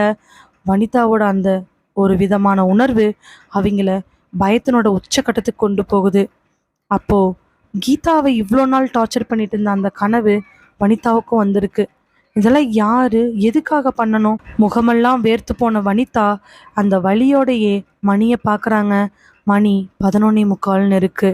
வனிதாவுக்கு மறுபடியும் காதுல கொலுசு போட்டு போற மாட்டினுடைய சத்தம் நல்லாவே கேக்குது. கடைசியா சுல்லுன்னு சாட்டையினுடைய சத்தம். ஹெச்எம் சார் முன்னாடி நின்றுட்டு இருக்க, அதுக்கு ஆப்போசிட்ல நின்றுட்டு இருக்காங்க வனிதா. வனிதா உண்மையான காரணங்களை சொல்லாம வேற ஏதோ காரணங்களுக்காக வீடு மாத்துறேன்னு கேக்குறாங்க. வீடா? வீடெல்லாம் மாத்த முடியாதுமா. அந்த வீடு நான் எவ்வளவு சிரமப்பட்டு உனக்கு பிடிச்சிருக்குன்னு தெரியுமா? நீ பாட்டுக்கு இப்போ வந்து உட்காந்துக்கிட்டு வீடு மாத்திர அது மாத்திர இது மாத்திரன்னா அதுக்கெல்லாம் வாய்ப்பே கிடையாது. சார் இல்லை சார், நாங்கள் வேணா இங்கே பக்கத்தில் ஒரு ஓட்டு வீடு இருந்துச்சு, அங்கே வேணா குடி வந்துக்கிறோம் சார். எங்களுக்கு ரொம்ப சிரமமாக இருக்குது. உங்களுக்கு கெஞ்சி கேட்குறேன் சார், எங்களை எப்படியாவது அந்த வீடு மாற்றி கொடுங்க சார். நாங்கள் இந்த ஊருக்கு புதுசு. இல்லைம்மா, நான் சொன்னதுதான். நீங்கள் அந்த வீட்டில் தான் இருந்தாங்கணும், வேற வழியே கிடையாது. அவ்வளோதான் சொல்லிட்டு அவர் வாட்டுக்கு வண்டி எடுத்துட்டு போக வனிதாக்கு என்ன பண்றானே தெரியல. வந்தப்ப அந்த பொண்ணு சொன்ன விஷயம் அவ மனசுக்குள்ள போய்கிட்டே இருக்குது. கீதாவுக்குமே அவளுக்கு நடந்த விஷயம் ஒரு அமானுஷ்யமாவே அவங்களுக்கு தோணிட்டு இருக்குது. ஒருவேளை அந்த வீட்டில் ஏதாவது பேய் பிசாசோட நடமாட்டம் இருந்திருந்து அதனாலதான் அவ்வளோ நல்லான வீட்டை கம்மியான வாடகைக்கு நமக்கு விட்டுருப்பாங்களோ என்னமோன்னு ஒரு எண்ணம் வருது. அதுக்கப்புறமா இன்னொரு வாட்டி ஹெச்எம்ட்டு கேட்டு பார்ப்போம். அப்படி ஒருவேளை ஹெச்எம் முடியாதுன்னு சொல்லிட்டாரு அப்படின்னா நாம் இந்த வேலையே வேணான்னு சொல்லிட்டு ஊருக்கே போயிடலாம் அப்படின்னு முடிவெடுக்கிறாங்க. அதை தவிர வேற என்ன பண்ண முடியும்? தான் உசுருக்கு மட்டும் இல்லை, பிள்ளையோட உசுருக்கும் ஆபத்து வந்துருமோங்கிற பயம்தான் வனிதாவுக்கு அடிமனசுக்குள்ள பயமா கொதிச்சுட்டு இருக்குது. அதனால நாளைக்கு ஒரே ஒரு முறை வந்து கேட்டுட்டு இல்லைன்னா வேலையே விட்டுறலாங்களா முடிவோட வீட்டுக்கு போறாங்க. வீட்டுக்கு போனவங்க இந்த விஷயத்த பத்தி கீதா கிட்ட பேசிடலான்னு முடிவெடுக்கிறாங்க. வீட்டுக்குள்ள போய் கீதாவை தேடி பாக்குறாங்க. கீதா காணா. கீதா, கீதா மா இங்க இருக்கேம்மா அப்படின்னு சத்தம் பின்னாடி இருந்து கேட்க பின்னாடி பக்கம் போய் பாக்குறாங்க. கீதா அங்க இல்லவே இல்லை. மறுபடியும் வேக வேகமா உள்ள வந்து கீதா எங்கம்மா இருக்க அப்படின்னு கேட்க கீதா மொட்டை மாடியிலேருந்து கீழே இறங்கி வீட்டுக்குள்ள வராங்க. மா சொல்லுமா, என்னப்பா பின்னாடி சத்தம் கேட்டுச்சு? இல்லம்மா, மொட்டை மாடியில மேலதான் இருந்தேன். சரி கண்ணு, உங்கள்கிட்ட ஒரு முக்கியமான விஷயம் பேசணும். பேசினா நாம் ஒரு நல்ல முடிவு எடுக்கலாம். சொல்லுமா, என்ன விஷயம்? இல்லை கண்ணு, எனக்கு நீ வந்தப்போ ஒரு விஷயம் சொன்னே இல்லை. என்னம்மா சொன்ன? இல்லைம்மா, வந்தப்போ இந்த வீட்டில் என்னென்னமோ நடக்குது, ஏதேதோ நடக்குது அப்படிங்கிற மாதிரி விஷயங்கள் சொன்னேன்ல. அப்படியா? என்னம்மா அப்படியான்னு கேட்குற? நீ தான் சொன்னியே யாரோ கத்துறாங்க, குதிரையில் போகிறாங்கன்னு. அம்மா கூட தூக்க கலத்தில் அதை பெருசாக கண்டுக்கலையே. சரியா ஞாபகம் இல்லைம்மா. வந்த சலுப்பில் கீது அந்த மாதிரி கனவு வந்து உங்கள்கிட்ட சொல்லியிருந்துருக்கலாம். ஆனால் எனக்கு அதை பற்றி சுத்தமாக ஞாபகம் இல்லை அப்படின்னு சொன்ன உடனே கீதா ஒரு மாதிரி பார்த்த வனிதா, சரி கண்ணு, நீ சொன்ன மாதிரி ஞாபகம் இல்லை, ஆனால் அம்மா சொல்கிறேன், அம்மாவுக்கு அந்த மாதிரி மறுபடியும் நேற்று கேட்டுச்சு. என்னம்மா? ஆமா கண்ணு, ஏதோ குதிரை சலங்கு கட்டிட்டு ஓடுற மாதிரியும் யாரோ நம்மளை பார்த்து பேசுகிற மாதிரியும் சாட்டையில் அடிக்கிற மாதிரியெல்லாம் எனக்கு ஒரு மாதிரி உணர்வு வருது. அதனால நாம் வேற வீடு மாத்திரலாமா? மா, போமா, என்னாலாம் வேற வீடு மாற்ற முடியாது. இந்த வீடு தான் கரெக்டாக இருக்குது. இது எவ்வளோ பெரிய வீடு தெரியுமா? நான் இந்த ஊரில் எல்லா பக்கம் சுற்றி பார்த்தேன். இந்த மாதிரி சூப்பரான வீடே கிடையாது. அது மட்டும் இல்லை, என் ஃப்ரெண்ட்ஸ் எல்லாரும் இருக்கக்கூடிய வீட்டுக்கு நான் தான் பெஸ்ட்டாக இருக்கேன். எல்லாரும் என்னை எவ்வளோ பெருமை பேசுனாங்க தெரியுமா? உங்கள் அம்மா கவர்மெண்ட் ஸ்கூல் ஒர்க் பண்ணனால தான் இவ்வளோ பெரிய வீட்டில் நீங்கள் இருக்கீங்களா அப்படின்னு. நான்லாம் வரமாட்டேம்மா. இல்லைப்பா, வீடு மாற்ற முடியல அப்படின்னா அம்மா ஊரை விட்டே போலாங்கிற ஐடியாவில் இருந்தேன். நீ என்னடானா வீட்டையே மாற்ற மாட்டேன்னு சொல்கிற. ஊரை விட்டா? ஊரை விட்டு மட்டும் இல்லை, கண்டிப்பாக இந்த வீட்டு விட்டு என்னால் வரவே முடியாது. எனக்கு இந்த வீடு ரொம்ப பிடிச்சி போச்சு. இல்லைம்மா இல்லைம்மா, போமா அப்படின்னு சொல்லிட்டு கீதா மறுபடியும் வேக வேகமாக பெட்ரூம்குள்ளே போக வனிதாக்கு என்ன பண்ணுறேன்னே தெரியல. வனிதா ஒரு 2 நிமிஷம் ஹாலில் அப்படியே நின்றுட்டு இருக்கும் பொழுது திடீர்னு வீட்டு வாசல்ல ஏதோ ஒரு செப்பல் சத்தம் கேட்குது. யாரா இருக்குன்னு சொல்லிட்டு எட்டி பார்த்தா வீட்டு வாசல்ல இருந்து கீதா உள்ள வந்துட்டு இருக்கிறா. அவளை பார்த்த உடனே அப்படியே பெரு அதிர்ச்சியில வனிதா உறைஞ்சு போய் நிக்கிறாங்க. வனிதா பக்கத்துல வந்த கீதா, மா மா, ஏமா இப்படி நிக்கிற? கூப்பிட்டு பார்க்கோமே. வனிதா கீதாவை உத்து பார்த்துட்டு நிக்க, எதுவுமே பேசல. மா, ஏமா இப்படி நிக்கிற? 2-3 வாட்டி கூப்பிட்டதுக்கு அப்புறமா வனிதா ஒரு மாதிரி தெளிவுக்கு வந்துட்டு, சொல்லுப்பா என்ன, ஏமா இப்படி நின்றுட்டு இருக்க? தெரில, நான் சும்மா தான் நின்னேன். நீ ஏன் இப்போ இங்கிருந்து வர? வெளியில் போயிருந்தேம்மா. பக்கத்தில் இங்கேருந்து என் ஃப்ரெண்டு வீட்டில் போய் நோட்டு வாங்கிட்டு வந்தேன். நீ வர வரைக்கும் வீட்டில் இருக்கிறதுக்கு பயமாக இருந்துச்சு, அதனால தான். பயமா? எதுக்கு பயம்? வனிதா இந்த கேள்வி கேட்ட உடனே கீதா உடனே, எதுக்கு பயமா? நான் உங்கள்கிட்ட சொன்னால் நீ அதை கேட்கவும் மாட்டேன், நம்பவும் மாட்டேன். அதனால அதை சொல்ல தயாராக இல்லை. பயமாக இருந்துச்சு, அதனால நான் போயிட்டு வந்தேன், அவ்வளோதான் சொல்லிட்டு மறுபடியும் பெட்ரூம்குள்ளே போறா. அன்னைக்கு இதே மாதிரி தான் கீதா அரண்டு மிரண்டு ரோட்ல ஒடியாந்தா. அம்மாவை பார்த்த அடுத்த நிமிஷம் எல்லாமே மறந்து போய் நார்மல் ஆயிட்டா. இன்னைக்கு வீட்டுக்குள்ள கீதாவா யாரோ ஒருத்தர் ஏதோ ஒன்று வனிதா கிட்ட பேச, வனிதா அது எல்லாத்தையும் பேசி முடிச்சு கீதாவை பார்த்த உடனே எல்லாமே மறந்து போயிருச்சு. இவங்களுக்கே தெரியாம இந்த வீட்டில் இவங்களை யாரோ ஆட்சி செஞ்சுட்டு இருக்கிறாங்க. அவங்களோட வாழ்க்கையிலேயே என்ன நடக்குது, ஏது நடக்குது, என்ன பேசுறாங்க, ஏது பேசுறாங்கன்னு தெரியாம 2 பேர்த்தையும் மாத்தி மாத்தி யாரோ புரட்டி எடுத்துட்டு இருக்கிறாங்க. அப்படி பண்றதுனால அவங்களுக்கு என்ன கிடைக்க போகுது? அது மட்டும் இல்லை, இதனோட விளைவு அவங்களுக்கு என்னவா இருக்கும்? அன்னைக்கு நைட்டு எப்பவும் போல சாப்பிட்டுட்டு பெட்ரூம்ல போய் படுக்கிறாங்க. ஒவ்வொருத்தருக்கும் தனித்தனியா பயம். வனிதாவுக்கும் தனி பயம், கீதாவுக்கும் தனி பயம். என்ன நடக்க போகுதோ, ஏது நடக்க போகுதோங்கிற உள் பயத்திலேயே 2 பேரும் பெட்ல படுக்கிறாங்க. ஆனா என்னன்னு தெரியல, 2 பேரும் மாத்தி மாத்தி இதை பத்தி பேசிக்கிறதுக்கு அவங்களுக்கு மனசு வரவே இல்லை. படுத்த ஆழ்ந்த உறக்கத்துல இருக்கிறாங்க. நல்லா ஆழ்ந்த உறக்கத்துல இருக்கும் பொழுது திடீர்னு யாரோ வனிதா வந்து எழுப்புறாங்க. வனிதா கண்ணை முழிச்சு பார்க்கும் பொழுது நல்ல ஒரு பால் அடைஞ்ச ரூமு. எங்கே பார்த்தாலும் சுண்ணாம்பு விட்டு போய் அங்கங்கே செவறுகள் தெரியற மாதிரி ஒரு ரூமு. வனிதாவோட கை கால்கள் எல்லாமே கட்டப்பட்டு இருக்குது. வனிதா எந்திரிச்சு பார்க்குறா. பக்கத்தில் அரக்க வேஷத்தில் 2 பெண்கள் நின்றுட்டு இருக்கிறாங்க. அந்த 2 பெண்களை பார்த்த உடனே வனிதாவோட உள் மனசுக்கு ரொம்ப பயம் ஏற்பட ஆரம்பிச்சிருச்சு. எந்திரிச்சு வா கூப்பிட்ட உடனே அவள் எந்திரிக்கிறா. வேற வழி இல்லை அப்படின்னு. எந்திரிச்சவ மெல்ல காலடி எடுத்து வைக்க அவனால் எடுத்து வைக்கவே முடியல. கால் கட்டுகள்லாம் அவுத்து விடப்பட்டு அவள் நடக்க ஆரம்பிக்கிறா. ஒரு அடிக்கு ஒரு சாட்டடி, ஒரு அடிக்கு ஒரு சாட்ட அடின்னு கிட்டத்தட்ட 20-30 அடி வச்சு முன்னாடி போனதுக்கு அப்புறமா ராஜா ஒருத்தர் அங்கே வராரு. கையில் குச்சியை வச்சுக்கிட்டு பக்கத்தில் வந்து, சொன்னது என்னாச்சு? முடியாதுன்னு வனிதா தலையாட்டவே மறுபடியும் சாட்டை எடுத்து ஒரு அடி. அதுக்கப்புறம் ராஜா, இத்தனை நாள் நீ இப்படி இருந்தோம் உன் மனசு வரலே இல்லை. ஆனால் நான் ஒன்று சொல்கிறேன், நல்லா கேட்டுக்கோ. உனக்கு இன்னும் 3 நாள் கால அவகாசம் தரேன். இந்த 3 நாள் கால அவகாசத்தில் நீ முடிவெடுத்தாகணும். இல்லை அப்படின்னா உனக்கு உயிர் இருக்காது. அதுக்கப்புறம் எனக்கு வேணுங்கிறது எனக்கு ஏற்ற மாதிரி நடக்கும் அப்படின்னு சொன்ன உடனே யார் என்ன சொன்னாலும் சரி, நான் இதுக்கு ஒத்துக்கவே மாட்டேன் அப்படின்னு வனிதாவோட வாயிலிருந்து வார்த்தை வரவே வனிதாவை தர தர தர தரன்னு இழுத்துட்டு போய் ஒரு ஹாலில் நிற்க வைக்கிறாங்க. சாட்டை ஒன்றை எடுத்து வனிதாவை பயங்கரமாக அடிக்கிறாங்க. அதுக்கு முன்னாடி யாரோ வனிதாவுக்கு பக்கத்தில் நின்றுட்டு, ஐயோ அடிக்காதீங்க, தயவு செஞ்சு அடிக்காதீங்க, வலி தாங்க மாட்டாங்க, அடிக்காதீங்க, நீங்கள் என்ன சொன்னாலும் நான் செய்கிறேன், அவங்க அடிக்காதீங்கன்னு கெஞ்ச வனிதா அதை எதையுமே பொருட்படுத்தாமல் தைரியமாக இருக்க சாட்டை அடிகள் விழுந்துக்கிட்டே இருக்குது. அடிகள் விழுக விழுக வனிதாவோட உயிரெல்லாம் ஒவ்வொன்றா அப்படியே இறங்கிக்கிட்டே இருக்குது. 5 நிமிஷம், 10 நிமிஷம், அடுத்த நிமிஷம் வனிதா மயக்கம் போட்டு அப்படியே விழுந்துடுறாங்க. டக்குன்னு கண்ணை முழிச்சு பார்க்கக்கூடிய வனிதாவோட உடம்பெல்லாம் அப்படி ஒரு எரிச்சல். அவ முழிச்சு பார்க்கும் பொழுது நடு ஹாலில் படுத்திருக்கிறா. நடு ஹாலில் படுத்திருக்கிறவளுக்கு கண்ணெல்லாம் அப்படி ஒரு ஆச்சரியம். நைட்டு புள்ள பக்கத்தில் தூங்குறதுக்காக படுத்தவ எப்படி இங்கே வந்திருப்பேன்? அது மட்டும் இல்லை, உடம்பெல்லாம் ஏன் இப்படி நெருப்பாக எரியுது என்னன்னு தெரியலையேன்னு சொல்லிட்டு உடம்ப பார்க்க கை கால் முதுகுன்னு எல்லா பக்கத்துலேயுமே சாட்டையால் அடித்த தழும்புகள் இருக்குது. அப்போ கனவுல நடந்தது நிஜமாலுமே நிஜத்தில் நடக்குது. என்னை யார் அடித்தாங்க? யார் அந்த ராஜா? எதுக்காக என்னை போட்டு அடிக்கணும்? என்னை அடிக்கும்போது யாரும் நின்றுக்கிட்டு அடிக்காதீங்க, அவங்க விட்டுருங்கன்னு சொன்னாங்க. எதுக்கு என்னை ஒத்துக்க சொல்கிறாங்க? எனக்கு ஒன்றுமே புரியல. என்னையே ஒரு பாலடைஞ்ச வீட்டில் அடைச்சி வச்சிருக்கணும். இது எல்லாமே சாதாரண கனவாக இருந்தாலும் நான் எப்படி ஹால் வரைக்கும் வந்திருப்பேன்? இல்லை, இது ஏதோ பயங்கரமான விஷயமா இருக்குது. இனிமேல் ஒரு நிமிஷம் கூட இந்த வீட்டில் இருக்கவே கூடாது. எப்படியாவது இங்கிருந்து போயிடணும் அப்படின்னு நினச்சிட்டு எந்திரிக்கலாம்னு நினைக்கும் பொழுது அவள் காலெல்லாம் அப்படியே பயங்கர வலிக்குது. காலில் பார்த்தா சலங்கை கட்டினதுக்கான தழும்புகள் இருக்குது. சங்கிலி போட்டு கட்டி வச்ச தழும்புகளை பார்த்துட்டு மெல்ல மெல்ல அப்படியே அங்கே இருக்கிற சேரை பிடிச்சி எந்திரிக்கிறா.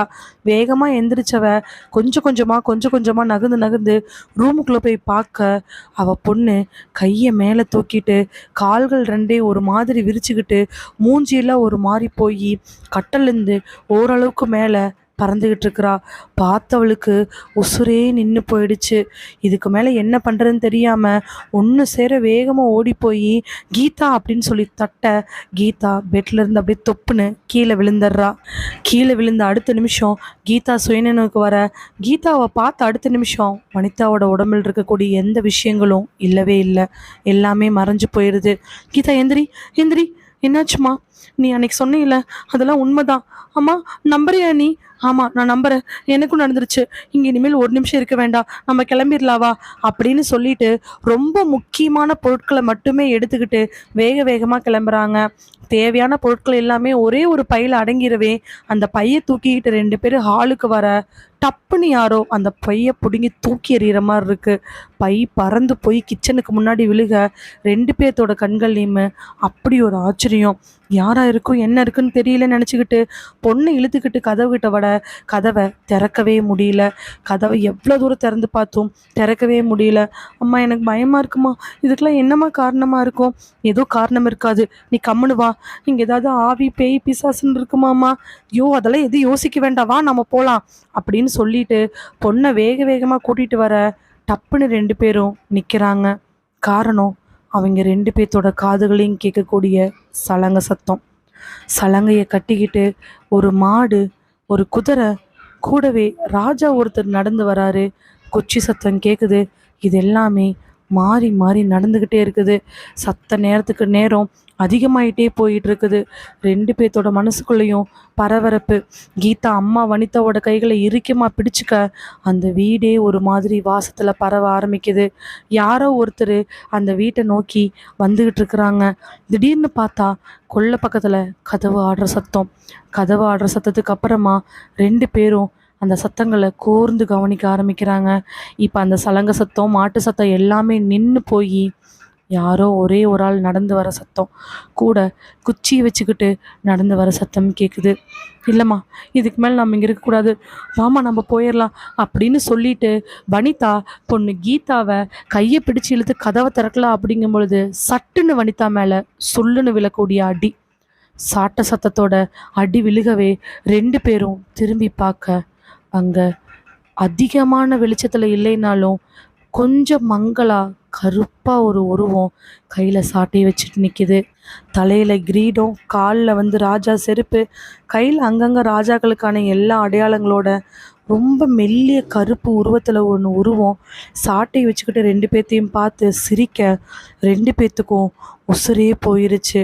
இப்போ அந்த உருவம் மெல்ல மெல்ல நடந்து இவங்க 2 பேர்த்துக்கிட்டே வருது. வந்த உடனே கொஞ்சம் கீழே குமிஞ்சு கீதாவோட காதுகிட்ட ம் பாட்டு பாடு அப்படின்னு கேட்க கீதாவுக்கும் வனிதாவுக்கும் இப்போ உசுரே நின்று போயிடுது. அந்த உருவம் மறுபடியும் கீதாவை பார்த்து, கீதாஞ்சலி, உனக்காக தான் வந்திருக்கேன், எனக்காக ஒரு பாட்டு பாட முடியுமா சொல்லிட்டு டப்புன்னு வனிதாவை ஒரு அடி. அந்த இடத்துல பஸ்ஸை விட்டு இறங்குறான் பிரபாகர இறங்கின உடனே அந்த இடத்த சுத்தி முத்தியும் பாக்குறான். எல்லா பக்கத்துலயும் சின்ன சின்னதா கடை வீடுன்னு இருக்கு. அங்க இறங்கினவன் மெல்ல மெல்ல நடந்து போய் பக்கத்துல இருக்கிற ஒரு கடையில, ஏங்க சண்முகம் அயன் பண்ற கடைன்னு சொன்னீங்கல்ல, அது எங்க இருக்குது அப்படின்னு கேட்க, டீ போட்டுட்டு இருக்கிறவர் எட்டி, அங்க பாருங்க தம்பி, ஒரு டெய்லர் கடை தெரியுதா, அந்த டெய்லர் கடைக்கு அப்புறமா ஒரு பஞ்சர் கடை, அதுக்கப்புறமா சண்முக கடைன்னு ஒண்ணு இருக்குது, அங்க போய் பாருங்க அப்படின்னு சொன்னதுக்கு அப்புறமா மெல்ல மெல்ல சண்முகம் கடைக்கு போய் பாக்குறாரு. அங்க நல்லா அயன் பண்றதுக்கு 2 பேரு நீட்டா விரிச்சு போட்டு அயன் பண்ண ஸ்டார்ட் பண்ண போறாங்க. சுத்தி மறுபடியும் இடத்தையெல்லாம் பார்த்துட்டு சண்முகம் கடைக்கு முன்னாடி போய் நிக்க, வந்து நின்ன பிரபாகரனை பார்த்த சண்முகம், தம்பி வாங்க தம்பி, என்ன விஷயம் அப்படின்னு சொல்லி கேக்குறாரு. அதுக்கு பிரபாகரன், ஐயா உங்க பேரு தான் சண்முகங்களா? ஆமா, என் பேர் தான் சண்முகம். ஐயா இல்லைங்க ஐயா, எங்க அக்கா பேரு வனிதா, என் அக்கா பொண்ணு பேரு கீதா, 2 பேர் திருநெல்வேலியிலிருந்து வந்தாங்க. கிட்டத்தட்ட ஒரு 10 நாளைக்கு முன்னாடி இருக்கும். வந்த 2 பேரும் இந்த இடத்துல சண்முகம் துணி அயன் பண்ற கடைக்கு நேக்கா ஒரு வீடு இருக்கு, அந்த வீட்டில் தான் தங்க போறாங்கன்னு சொன்னாங்க. தம்பி என்ன சொல்றீங்க? இந்த கடைக்கு நேரா வீடா? யாரு சொல்லி அனுப்புனாங்க? ஐயா எனக்கு விஷயம் எதுவும் தெரியலிங்க. அக்கா ஊர்ல கூட பழகுற ஒரே ஒரு அக்காட்ட மட்டும் விசிட் சொல்லிட்டு வந்தாங்க. இங்கிருந்து கொஞ்ச தூரத்துல ஒரு கவர்மெண்ட் ஸ்கூல் இருக்குதுங்களா, அந்த ஸ்கூல்ல சத்துணவு ஆயா போஸ்ட்டுக்காக எங்க அக்காவுக்கு டிரான்ஸ்ஃபர் கிடைச்சிருந்துச்சு. அந்த டிரான்ஸ்ஃபர் வந்தப்போ அக்கா புள்ளைய கூட்டிட்டு வந்துட்டாங்க. புள்ள 10வது போறா. ஏதோ ஒரு ஹையர் ஸ்கூல்ல எங்க அக்கா அந்த புள்ளைய 10வது சேர்த்திட்டு இங்க இருக்கிற ஒரு கவர்மெண்ட் எலிமெண்டரி ஸ்கூலுக்கு சத்துணவு ஆயாவா வேலைக்கு போகுது. அதுக்கு அங்க இருக்கிற ஹெச்எம்ஏ வீடு ஏற்பாடு பண்ணி கொடுத்துருக்கிறாரு. அந்த வீடு உங்க கடைக்கு நேர் எதுக்குன்னு சொல்லி சொன்னாங்க. அதனால தாங்க ஐயா, எந்த வீடுன்னு சொன்னீங்கன்னா நான் போய் எங்க அக்காவையும் எங்க அக்கா உள்ளேயும் பாத்துக்குவேன். தம்பி நீங்க சொல்ற மாதிரி யாருமே 10 நாளைக்கு முன்னாடி வரல. நீங்க சொல்றதுல எங்களுக்கு ரொம்ப ஆச்சரியமா இருக்குது. ஐயா என்னங்க ஐயா சொல்றீங்க? ஆமாங்க தம்பி, இங்க பக்கத்துல எந்த எலிமெண்டரி ஸ்கூலுமே கிடையாது. அது மட்டும் கிடையாது, இங்க ஆப்போசிட்ல எந்த வீடும் கிடையாது. சுத்தி நீங்களே பாருங்களேன் அப்படின்னு சொன்ன உடனே சுத்தி எல்லா பக்கத்துலயும் பார்க்க, அங்க ஒரு இடிஞ்ச வீடு ஒரே ஒரு செங்கலோட நல்லா முள்ளு பாஞ்சு கிடக்குது.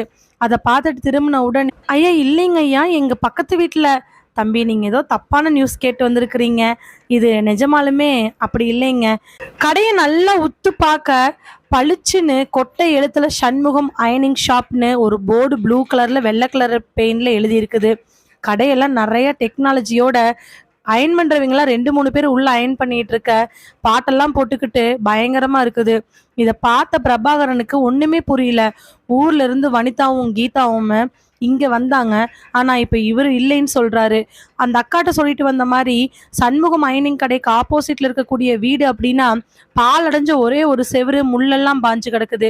இடமெல்லாம் இவ்வளோ வசதியா இருந்தும் நிறைய கடைகள் இருந்தும் இன்னும் அந்த பாலடைஞ்ச செவரு முள்வேலியோட ஏன் இருக்குது அப்படிங்கிற கேள்வி மனசுக்குள்ள வந்துட்டு போனாலும் அதை எதையுமே கேட்காம பிரபாகர் அமைதியா நகர்றான்.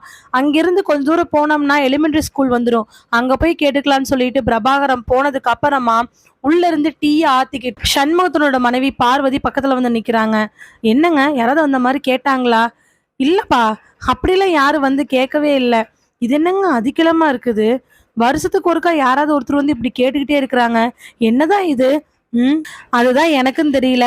போன வருஷம் ஒருத்தன் வந்தான், எங்க அம்மாவும் எங்க அக்காவும் இங்க வந்தாங்க, சண்முக கடைன்னு சொன்னாங்க, எங்க இருக்குதுன்னு தெரியலன்னு கேட்டாங்க அப்படின்னு சொன்னான். அவனும் 2 வாட்டி தேடி பட்டு போயிட்டான். இப்ப இவன் அக்காவை காணா, அக்கா பிள்ளை காணான்ட்டு வந்திருக்கிறான். எனக்கு இப்போ ஒரு விஷயம் ஞாபகத்துக்கு வருது. என்ன விஷயங்க? எங்க அப்பா இருப்பார்ல, எங்க அப்பாவோட அப்பா, அவரு சொன்ன கதை தான் ஞாபகத்துக்கு வருது. கதையா? அது என்ன கதை? ஒன்னும் இல்ல, எங்க பரம்பரையில மூத்த குடி இருப்பாக, அவங்க பேரு சண்முகம். அவங்க இந்த ராஜா காலத்துல இருந்து வாழ்ந்தவங்க. அவருதான் எங்களுக்கு முதல்ல இருக்கிற எல்லாத்துக்கும் ஆதியில இந்த தொழில ஆரம்பிச்சவரு. அவரு பேரு சண்முகம். ஆனா அவர் யாரு கூட பேச மாட்டாராமா. அவர் ஞாபகார்த்தமா தான் எனக்கு பேர் வச்சாங்க. கேட்ட உடனே மனைவி, ஆமா நீங்க தான் வாயை திறந்து இப்படி பேசிக்கிட்டு இருக்கிறீங்களே, அத கேளு முதல்ல கதைய. சொல்லுங்க சொல்லுங்க. அவர் யாரு கூட பேச மாட்டாராம், எதுக்கும் பதில் சொல்ல மாட்டாராமா. இந்த ராஜா காலத்துல இருந்து வந்துகிட்டு இருந்தாராமா. அவருக்கு அப்புறமா ஒரு 7வது தலைமுறைக்கு அப்புறம் அதே மாதிரி எங்க அப்பாரோட அப்பா வந்திருக்கிறாரு. அவரு பேரு சண்முகம். அவர்தான் இந்த இடத்துல கடைய போட்டவரு. ஆ அப்புறம் முதல்ல ஒண்ணுமே இல்லாம ஒரு கரும்பலகையில சண்முகம்னு சொல்லி போட்டு இந்த கடைய ஆரம்பிச்சவரு. அப்ப நடந்த விஷயம் எங்க அப்பா சொல்லி எனக்கு நல்லா ஞாபகம் இருக்குது. சொல்லுங்க. அது ஒண்ணும் இல்ல. முதல்ல ஒருத்தர் சொன்னேன் இல்லையா, அவரு ராஜாவோட காலத்துல ராஜாவோட அரண்மனைக்கு முன்னாடியே அயன் பண்ற கடை போட்டிருந்திருக்கிறாரு. ராஜாவோட துணியெல்லாம் அவர்கிட்ட இருந்தா அயன் பண்ணி போயிட்டு இருக்குமாமா. ஆனா அந்த ராஜா அப்படி ஒன்றும் நல்லவன் கிடையாது. ராஜாவோட அப்பா இறந்து போனதுக்கு அப்புறமா ஏதோ ஒரு வகையில அந்த ராஜாவுக்கு காலில் ஒரு நோய் வந்து வலது காலில் எந்த செயலும் இல்லாம போயிடுச்சு. குச்சி வச்சுதான் நடப்பாராமா. ஆனா ராஜா வராரு அப்படிங்கிறது குச்சியோட சத்தத்தை வச்சு மட்டும் இல்லாம அவருடைய குதிரையை வச்சு கண்டுபிடிச்சுக்கலாமா. எல்லாரும் பெண்கள் தானே காலில் கொலுசு போடுவாங்க. ஆனா அந்த ராஜா இடது காலில் ஒரு கொலுசு போட்டுருப்பாராமா. அது மட்டும் இல்லாம அவரோட குதிரைக்கு மாட்டுக்கு எல்லாத்துக்கும் போட்டு வச்சிருப்பாராமா. ராஜா ஒரு வழக்கத்தை வச்சிருந்திருக்கிறாரு. அவருக்கு கால் இந்த மாதிரி ஆனதுனால எந்த நாட்டுல இருந்தும் யாருமே பொண்ணு கொடுக்கறதுக்கு தயாரா இல்ல. அதனால என்ன முடிவு பண்ணிட்டாருன்னா, அந்த ஊர்லயும் அந்த நாட்டிலயும் ரொம்ப சிறப்பா இருக்கக்கூடிய ஒரு பெண்ணை பிடிச்சு திருமணம் பண்ணணும்னு முடிவு எடுத்திருந்திருக்கிறாரு.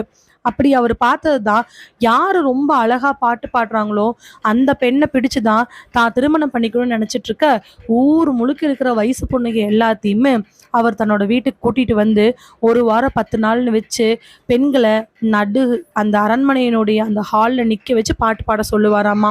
அவங்க பாட்டு பாடுனாங்கன்னா இந்த ராஜாவுக்கு ரொம்ப பிடிச்சி போச்சுன்னா கல்யாணம் பண்ணிக்குவாராமா. சரிதான், ராஜா கல்யாணம் பண்ணிக்கணும்னா யாருக்கு தான் முடியாது இல்லம்மா. அந்த ராஜாவை கல்யாணம் பண்ணிக்கிறதுக்கு யாருக்குமே விருப்பம் கிடையாது. ஏங்க அப்படி சொல்றீங்க? ராஜாவோட வம்சாவளியில் வரக்கூடிய எல்லா குழந்தைகளும் ராஜா மாதிரி தான் பிறக்கும். அது மட்டும் இல்லை, ராஜாவுக்கு இன்னொரு கொடிய நோயும் இருந்துச்சு. அதனால ராஜா சீக்கிரமா இறந்துருவாருன்னு கூட வைத்தியர் ஊர் முழுக்க சொல்லிட்டாரு. இதனால ராஜாவை கல்யாணம் பண்ணிக்கிறதுக்கு அந்த ஊர்ல இருக்கிற எல்லாருக்கும் பயம். குறிப்பா பெண் கொடுக்கறதுக்கு எல்லாருக்கும் ரொம்ப பயமா இருந்துச்சு. ஆனா இந்த ராஜா என்ன பண்ணார் தெரியுமா? சலங்கை கட்டின குதிரையில தானும் சலங்கையை கட்டிக்கிட்டு மேல குதிரைக்கு ஒரு ஆளை வச்சு ஏறி இந்த குதிரையில ஊர் முழுக்க வருவாரு. கண்ணுல ரொம்ப சின்ன வயசு பொண்ணுங்க யார் பட்டாலோ அவங்களையும் அவங்க வீட்டில் இருக்கிற அவங்க அம்மாவையோ அக்காவையோ யாரோ ஒருத்தரை தூக்கிட்டு வந்துடுவாங்க. இந்த பெண்ணை வந்து தான் கல்யாணம் பண்ணிக்கணும் அப்படிங்கிறதுக்காக கூட இருக்கிறவங்களை கொடுமைப்படுத்த ஆரம்பிச்சாரு. சாட்டையால் அடி அடி நடிச்சு அவங்களை எல்லாம் துன்புறுத்தி இந்த பெண்களை சம்மதிக்க வச்சாரு. அப்படி ஒருவேளை அவங்க ஒத்துக்களை இறந்துட்டாங்கன்னா இந்த பெண்ணை விட்டுருவாரு. இறந்ததுக்கு அப்புறமா தான் சாபம் வரும்னு நினைச்சாரா என்னன்னு தெரியல. இப்படியே பல பெண்களோட வாழ்க்கையில விளையாட ஆரம்பிச்சாரு. அதுக்கு யாரோ ஒருத்தர் கல்யாணம் பண்ணிட்டு போயிடலாம்ல. ராஜாக்கு அப்புறம் அவங்க தானே மகாராணி. இன்னொரு முக்கியமான விஷயம் இருந்துச்சு. அவருக்கு பிடிச்ச பெண்ணாவே இருந்தாலும் அவருக்கு ஒரு காலகட்டத்துல அந்த 10 நாள்ல பிடிக்காம போய் அதுக்குள்ள வேற ஏதாவது பெண்ணை பார்த்துட்டாருன்னா அந்த பெண்களை அப்படியே விட்டுறாரு. ஐயோ, என்னங்க என்னென்னமோ சொல்றீங்க? ஆமாம்மா, அவருடைய ஆட்சியில் பெண்களுக்கு பாதுகாப்பே இல்லாமல் நாடே உலகமே ரொம்ப பாதிப்பில் இருந்துக்கிட்டே இருந்துச்சு. இதனோட விளைவாக தான் ராஜா நாளுக்கு நாள் நோய்வாய்ப்பட்டு அந்த கால் மூலமாகவும் உடலில் இருந்த ஏற்கனவே இருந்த கொடிய நோயினாலேயுமே கொஞ்சம் கொஞ்சமாக இறந்துக்கிட்டே இருந்தார். அப்படி அவர் இறக்குற சமயத்தில் கூட திருமணத்துக்கு பெண் பார்த்துக்கிட்டு தான் இருந்தார். அப்புறம் ராஜா அப்போ அங்கே இருக்கிறவங்களெல்லாம் கூப்பிட்டு, நானா சாகக்கூடாது, என்னை நீங்களா இங்கேயே ஜீவசமாதி அடைய வச்சிருங்கன்னு சொல்லி கேட்டிருக்கிறாரு. அதுக்கு ஊரில் இருக்கிறவங்க எல்லாரும் பெரிய பெரிய பூசாரிகளை வர சொல்லி அவங்களுடைய அரண்மனையில் ஹால்லையே அவரை ஜீவசமாதி அடைய வச்சுட்டாங்க. அப்படி ஜீவசமாதி அடைஞ்சா ஆத்மா எப்படியா இந்த உலகத்தில் உழவிட்டு இருக்கும் அப்படிங்கிறது அந்த காலத்துல இருந்த ஒரு முறை. அதனால அதே அரண்மனையில் ஹாலில் ராஜாவை ஜீவசமாதி அடைய வச்சுட்டாங்க. அப்புறம் ராஜா ஜீவசமாதி அடைஞ்சதுக்கு அப்புறமா அந்த அரண்மனையை ராஜாவோட ஆவி ஆட்சி செஞ்சுட்டு இருந்துச்சு அப்படின்னுமே, அதுக்கப்புறமா அந்த ராஜாவோட ஆவிக்கு அங்கே மகன்கள் பிறந்தாங்க, ராணியார் வந்தாங்க அப்படின்னு ஒரு கதை இருக்குது. இது யாருங்க சொன்னது? நான் தான் சொன்னேன்லே, முதல்ல சண்முகம் இருந்தாரே எங்கள் பாட்டனோட பாட்டன், அவரு வழி வழியாக இந்த கதையை சொல்லிட்டு வந்திருக்கிறாரு. அதுக்கப்புறமா ராஜாவோட ஆட்சி போக அப்படி போக இப்படி போகன்னு அரண்மனை ஒன்றுமே இல்லாமல் போயிருந்துருக்குது. அரண்மனை ஒன்றுமே இல்லை அப்படின்னாலும் அந்த இடத்தையெல்லாம் இடித்து மக்கள் எல்லாம் வர ஆரம்பிச்சதுக்கு அப்புறமா அங்கே ஒரு வீட்டை கட்டியிருக்கிறாங்க. அந்த வீட்டை கட்டின சமயத்தில் தான் அந்த வீட்டுக்கு அப்படியே ஆப்போசிட்ல எங்க பாட்டன், அதாவது எங்க அப்பாவோட பாட்டன் இருப்பார் இல்லையா, அவரு அந்த இடத்துல கடையை போட்டிருக்காரு. அந்த கடை தான் நம்ம கடை. அப்போ அந்த ராஜாவோட சமாதி அப்படின்னு சொன்ன உடனே டக்குன்னு சண்முகம் ஆப்போசிட்ல இருக்கக்கூடிய அந்த இடிஞ்சு போன பாலடைஞ்ச இடத்த காட்ட, அதை பார்த்து அவங்க மனைவி, அதுவா? ஆமா, இதுல ஒரு வீடு இருந்துச்சுன்னு, அந்த வீட்டுல எங்க பாட்ட இந்த இடத்துல கடை போட்டிருக்கிறப்போ ஒரு பொண்ணும் அவங்க அம்மாவும் வந்ததாகவும், அவங்க ஸ்கூல்ல வேலை செய்கிறவங்களாகவும், இந்த வீட்டில் தங்கினதாகவும், ஒரு நாள் நைட்டு அந்த பொண்ணு அலறி அடிச்சுக்கிட்டு வந்து எனக்கு பயமா இருக்கு காப்பாத்துங்க அப்படின்னு கேட்டதாகவும், எங்க பாட்டம் போய் முதல்ல பார்த்ததுக்கு வீட்டுக்குள்ள போன உடனே அந்த பொண்ணும் அந்த அம்மாவும் ஒண்ணுமே நடக்காத மாதிரி வீட்டை விட்டு வெளில போங்கன்னு சொல்லியிருந்திருக்கிறாங்க. அதனால அதுக்கப்புறம் எங்க பாட்டை எப்பவுமே அவங்க கூப்பிட்டாங்கன்னா போனது கிடையாது. ஆனா என்னன்னே தெரியல, ஒரு நாள் வீட்டுக்குள்ள இருந்தவங்க வீட்டை விட்டு வெளியில வரவே இல்லை. அதுக்கப்புறம் எத்தனையோ வாட்டி போய் வீட்டை தட்டியுமே வீட்டிலேருந்து வெளியில வராததுனால எங்க பாட்டை அப்படியே விட்டுட்டாரு. அப்புறம் அதுக்கப்புறம் அவங்க என்ன ஆனாங்க? அதுக்கப்புறம் என்ன ஆனாங்கன்னே தெரியல. ஏங்க அப்ப அந்த பையன் வந்து கேட்டுட்டு போறான். நீங்க சொல்றதுல எனக்கு ரொம்ப ஆச்சரியமா இருக்கு. இத்தனை நாள் நீங்க இதையே சொல்லாம விட்டுட்டீங்க. எனக்கு இத்தனை நாளா சொல்றதுக்கு வாய்ப்பு கிடைக்கல. போன வருஷம் வந்து கேட்டாங்க. நாம அதை பத்தி பெருசா கண்டுக்கவே இல்லை. இந்த வருஷம் வந்து கேட்குறாங்க. நீ வருஷம் வருஷம் ஒருத்தர் வராங்கன்னு சொன்னதுக்கு அப்புறம் தானே எனக்கு இது ஞாபகம் வந்திருக்குது. அப்போ அந்த ராஜாவோட சமாதி இருக்கக்கூடிய இந்த இடத்துல இந்த மாதிரி மர்மங்கள் நிகழ்ந்துகிட்டே இருக்குன்னு நீங்க சொல்றீங்களா? ஏ, சும்மா இருடி, நீ ஏதோ சொல்லி கிள்ளிக்கிது கெடுத்துறாத. ஏதாவது அப்படின்னா கேஸு அது இதுன்னு போட்டுருவாங்க. அதுக்கப்புறம் ஆதி காலத்துலேருந்து சண்முக அயனிங் கடை நீங்கள் தானே வச்சிருக்கிறீங்க, வாங்கன்னு சொல்லி கூப்பிட்டாங்கன்னு வச்சுக்கோ, நம்ம பொழப்பே போயிடும். இது ஏதோ முடிச்சு அவராத புதரா போயிட்டே இருக்குது, போய்கிட்டே இருக்கட்டும். அப்போ வருஷத்துக்கு ஒரு பொண்ணும் ஒரு அம்மாவும் இங்கே வருவாங்க, காணாமல் போயிடுவாங்க, அப்படிதானே? ஏய், 2 வருஷம் தான் நடந்திருக்குது, அடுத்த வருஷம்லாம் நடக்காது. எதுவும் நீ கவலைப்படாம இரு. 2 பேர் பேசிட்டு இருக்கும் பொழுதே பிரபாகர வேக வேகமா அந்த கடைக்கு வந்து மூஞ்சியெல்லாம் பரபரப்பா இருக்க நிக்கிறாரு. என்னப்பா, என்னாச்சு? ஏங்க, இங்க எந்த எலிமெண்ட்ரி ஸ்கூலுமே இல்லைங்க. அதைத்தானே தம்பி நானே சொன்னேன். இங்க எந்த எலிமெண்ட்ரி ஸ்கூலுமே இல்லை தம்பி. இல்லைங்க, எங்க அக்காவும் எங்க அக்கா பிள்ளை இங்கே தாங்க வந்தாங்க, எனக்கு நல்லா தெரியுங்க, எங்க பக்கத்து வீட்டை சொல்லிட்டு வந்திருக்கிறாங்க. தம்பி, நீங்க சொல்றது எதுவுமே நம்ப முடியல. நீங்க நினைக்கிற மாதிரி இங்க வீடும் இல்ல, எலிமெண்ட்ரி ஸ்கூலும் இல்ல. 10 நாளா என்னை விடுங்க, இங்க எந்த கடையில வேணாலும் கேளுங்க, யாருமே வரலிங்க தம்பி அப்படின்னு சொன்னதுக்கு அப்புறமா பிரபாகரா அங்க இருக்க 2-3 கடைகிட்ட கேட்டுட்டு, நிஜமாலுமே அப்படி யாருமே வரல அப்படின்னு தெரிஞ்சதுக்கு அப்புறமா வேற வழியே இல்லாம 1 மணி நேரம் கழிச்சு வண்டி ஏறி திருநெல்வேலியை நோக்கி போறாங்க. ராஜா காலத்துல நடந்த ஒரு விஷயம், ராஜாவோட ஜீவசமாதியான இடத்துல கட்டப்பட்ட வீட்டுல நடக்கக்கூடிய மர்மம் இப்ப வரைக்கும் யாருக்குமே தெரியாம இருக்குது. சண்முகம் அவருடைய பாட்டை அவங்களுக்கு முன்னோர்கள் காலத்துல நடந்த விஷயங்கள் எல்லாமே மனசுக்குள்ள அப்படியே வச்சிருக்கிறாரு. பிரச்சனைகள் எதுவுமே வராம இருக்கணும் அப்படிங்கிறதுக்காக அவர் மனசுக்குள்ள அப்படியே புதைச்சி வச்சிருக்கிறாரு. ஆனா இந்த ராஜாவுனுடைய வேட்டை இன்னும் தீரவே இல்லை. திருமணத்துக்காக பெண் தேடிட்டு இருக்கக்கூடிய ராஜா ஜீவ சமாதி ஆகி இத்தனை வருடங்கள் இறந்து போனதுக்கு அப்புறமா கூட இன்னும் ஏதோ ஒரு வகையில இந்த உலகத்துல அவரோட ஆத்மா பெண்ணை திருமணம் செய்யறதுக்காக ஏங்கிட்டு தான் இருக்குது. வனிதாவோட கதையும் கீதாவோட கதையும் என்னதான் ஆச்சு அப்படின்னு இப்ப வரைக்கும் பிரபாகரனுக்கு தெரியவே இல்லை. வனிதா கீதான்னு 2 பேர் வந்தாங்க அப்படின்னு கூட சண்முகத்துக்கு தெரியவே இல்லை. கடைசியா ஒரே ஒரு முறை அந்த பாலடைஞ்ச இடத்த மட்டும் பார்த்த சண்முகம் ஏதோ ஒன்று நினைச்சிட்டு டக்குன்னு அயன் பண்ண ஆரம்பிக்கிறாரு. இதோடு இந்த கதை நிறைவடைகிறது. இதே மாதிரி கதைகளை கேட்க மறக்காம சிந்தனை பெட்டகத்துக்கு வாங்க. மறுபடியும் வேறு ஒரு கதையோட உங்களை சிந்தனை பெட்டகத்துல சந்திக்கிறேன். அது வரைக்கும் நன்றி. இந்த கதையில வந்திருக்கக்கூடிய பெயர், நிகழ்வு, கதை, கதாபாத்திரம், இதுல குறிப்பிடப்பட்டிருக்கக்கூடிய எல்லா விதமான விஷயங்களும் முழுக்க முழுக்க கற்பனையானவையே. யாரையும் எதற்காகவும் குறிப்பிட்டு சொல்லப்பட்டது கிடையாது. இந்த கதை நடுங்கும் நகரம் கதை முழுக்க முழுக்க ஒரு பொழுதுபோக்குக்காக எழுதப்பட்ட கற்பனையான கதையாகும். யாரையும் எதற்கும் குறிப்பிட்டு சொல்லப்பட்ட கதை இல்லை. மறுபடியும் வேறு ஒரு கதையோட உங்களை சிந்தனை பெட்டகத்தில் சந்திக்கிறேன். அது வரைக்கும் நன்றி. மகிழ்வித்து மகிழ்ந்திருங்கள்.